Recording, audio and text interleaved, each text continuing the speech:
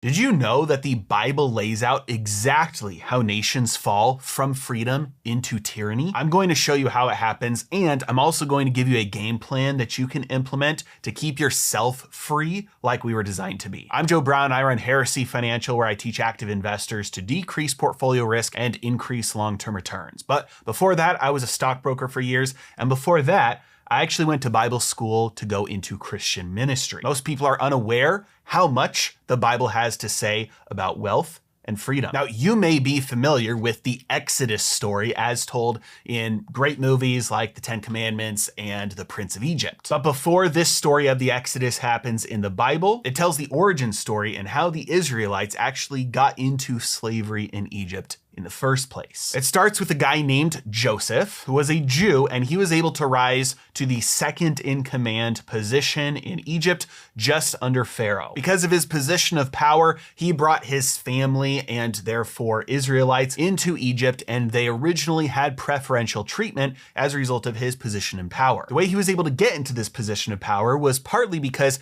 he was able to interpret dreams. And these dreams told the future. One of these dreams was from Pharaoh himself, and Joseph told Pharaoh that his dream meant that in Egypt, they would be getting 7 years of plenty followed by 7 years of famine. And because of this, what they needed to do was prepare during those 7 years of plenty so that they could survive through the 7 years of famine. They took it very seriously, they stored up a lot of grain, and everybody was saved. But soon after that, in the biblical story, the Israelites are now slaves and they're trying to escape from Egypt. So what happened? Let's take a look more closely at what happens during this famine. In Genesis 47, verse 13, it says, "There was no food in all the land, for the famine was very severe. The land of Egypt and the land of Canaan languished because of the famine. Joseph collected all the money to be found in the land of Egypt and in the land of Canaan in exchange for the grain that they bought.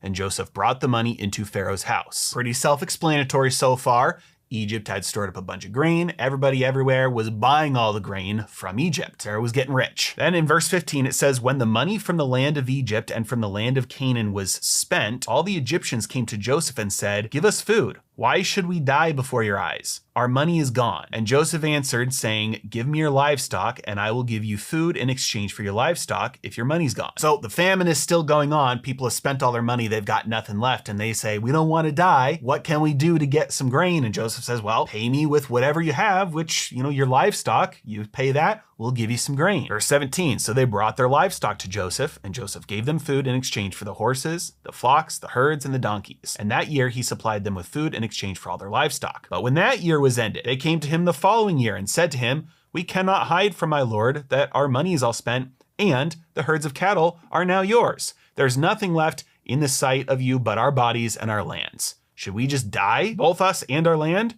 Instead, buy us and our land in exchange for food. We will with our land become slaves to Pharaoh. Just give us seed so that we may live and not die, and the land may not become desolate.'" So they said, "We have no money, we have no livestock. Are we gonna just die here? No, we'd rather be slaves. Take our land and our lives, we'll work for you in exchange for food." So verse 20, "Joseph bought all of the land of Egypt for Pharaoh. All the Egyptians sold their fields because the famine was severe upon them, and the land became Pharaoh's. As for the people, he made slaves of them from one end of Egypt to the other. Only the land of the priests he did not buy, for the priests had a fixed allowance from Pharaoh and lived on the allowance that Pharaoh gave them. Therefore, they did not have to sell their land. Then Joseph said to the people, 'Now that I have this day bought you and your land for Pharaoh, here is seed for you. Work the land. And at the harvest you shall give 1/5 or 20% to Pharaoh, and 4/5 or 80% shall be your own, as seed for the field and as food for yourselves and your households and as food for your kids.' They said, 'You have saved our lives. May it please my lord, we will be slaves to Pharaoh.' So Joseph made a statute or a law concerning the land of Egypt, and it stands to this day, that Pharaoh should have the fifth. The land of the priests alone was the only one that did not become Pharaoh's." Now, at first glance, this might seem like a little bit of a tragedy, but take a moment to step back from this and think of the scale. Joseph interprets Pharaoh's dream that we will have 7 years of plenty and then 7 years of famine. And he tells Pharaoh, we have to start saving up enough grain so we can make it through all these years. Do you think in a large civilization like that, that kind of planning and operation could go unnoticed? Do you think that the reasons would not have been known? When you see a massive government over a massive civilization spending 7 years building the infrastructure and storing up grain that nobody will know? Absolutely not. What happened here was that the people looked at the government taking those actions and said, we'll be fine. The government will take care of us. And so during the 7 years of plenty, individuals did not store up for themselves, did not save for themselves. They did not plan properly and save and consume less than they produced during those years of plenty. Instead, they lived high on the hog and they lived large and in charge, consuming everything that they produced, hoping and trusting that the government would have their back. Year 1 of the famine, they spent all their money. They were out. They were gone. Year 2, they lose their livestock. Year 3, they're slaves. And it's kind of funny because in the Bible it says, to this day, Pharaoh should have 20%. And it's true.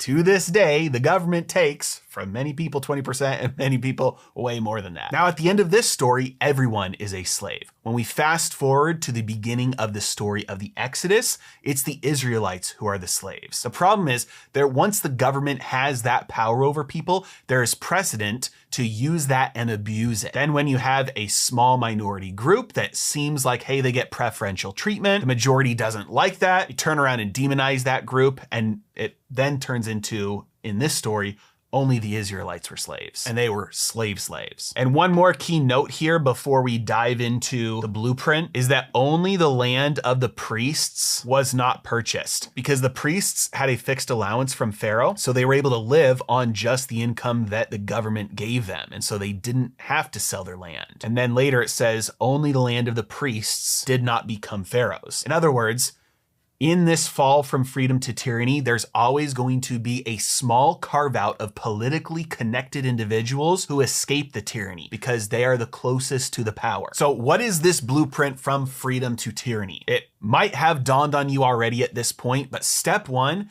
is that you give up your responsibility. When individuals looked around and saw the government storing up because the government was saying, we got 7 years of plenty and we're gonna have 7 years of famine, individuals gave up their responsibility to care for themselves. They said, we're gonna spend everything we make, consume everything we produce. We're not gonna save for ourselves because we're gonna trust that a government has our back. In other words, they abdicated their responsibility to provide for themselves. Giving up your responsibility is always the first step in the road to tyranny. Once they gave up their responsibility, the next step was they lost their money. The next step was they lost their assets, in this case, livestock that produced for them. And the final step was they became slaves, which meant that they ended up with no rights. If you give up your responsibilities, you will eventually also be giving up your rights. And the only way to maintain your rights is to uphold your responsibility. They are essentially the exact same thing, separated only by time. Because we're talking about the Bible, I'm going to make this a little bit personal for churches. Today, there are many churches and religious people who are scared about losing tax-exempt status in the United States. They're scared of political persecution. And while I think many of these fears are misplaced, we have to take a look